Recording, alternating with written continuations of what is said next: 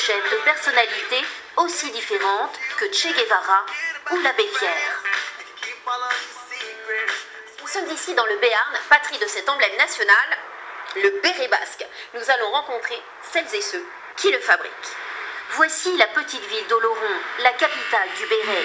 Elle ne compte plus que quelques fabriques, dont l'atelier de Denis Guédon. Celui-ci, on pourra le travailler, faire un joli bord. C'est un puriste. Cet artisan a conçu toutes les machines de sa manufacture et voici son modèle phare avant finition. C'est un béret tricoté, première étape de fabrication.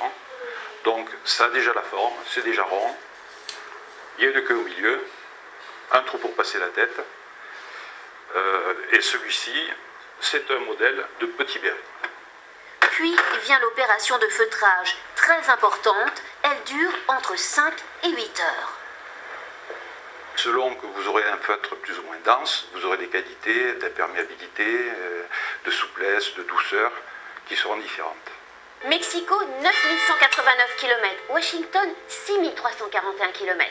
Nous sommes dans le village de Las. C'est ici que sont fabriqués les bérets multicolores qui vont voyager dans le monde entier. La fabrication du béret n'en finit pas de renaître dans le Béarn, comme dans cette autre petite entreprise où moins d'une dizaine de salariés parient sur des modèles multicolores. Nous, on a vu les bérets Made in China, qui étaient des multicolores, et on s'est dit, tiens, pourquoi pas nous en faire Made in France?